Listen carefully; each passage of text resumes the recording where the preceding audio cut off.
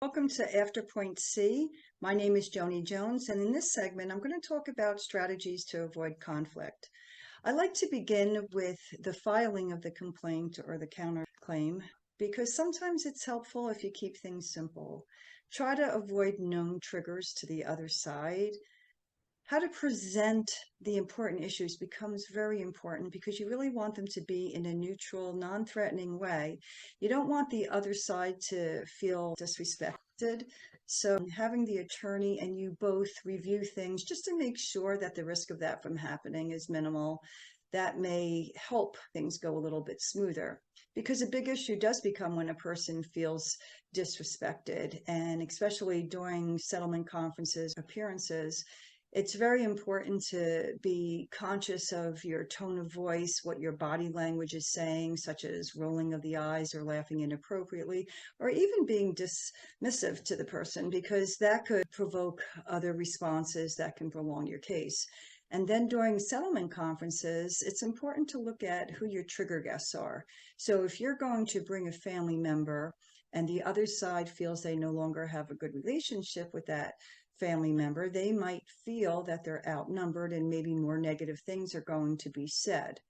Or sometimes people just move on. They have another boyfriend or a girlfriend, and then they bring that, and usually that triggers a lot of negative responses. So unless it's absolutely necessary, then I would think that it causes negative responses and it's best to be avoided if at all possible. Also, trying to control a child's allegiance, sharing negative information, just like we saw on the Point C video. The person's being like just pulled from side to side, and I never really see that having a positive outcome.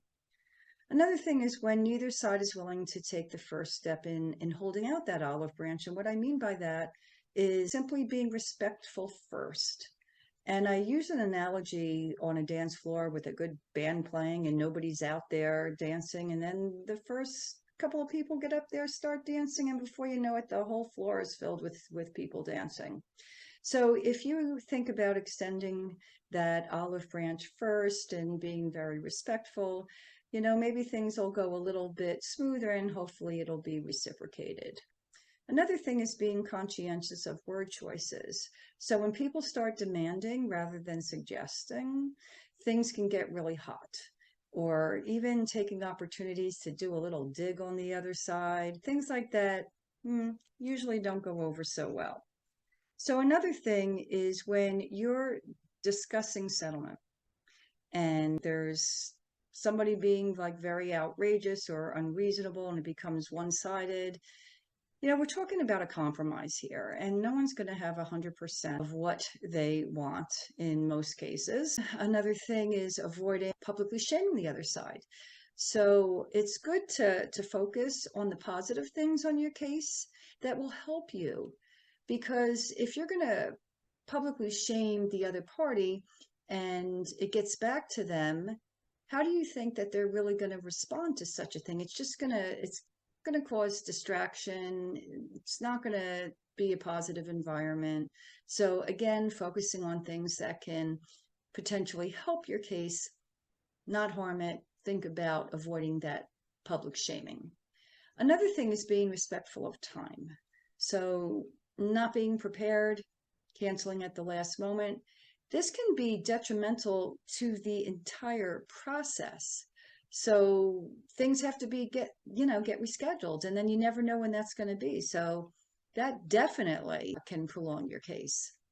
And I'd like to end with this.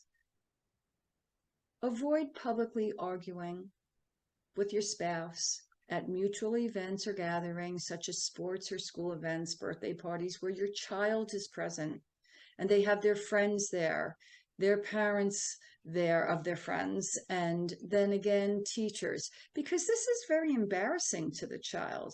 So these are things that could take place outside of settlement conferences or the courtroom that can really be detrimental and prolong the case. So again, I reviewed some strategies, and hopefully you can think about employing some of these. And hopefully we'll avoid contentious divorces like we see in point C, where you're there year after year after year.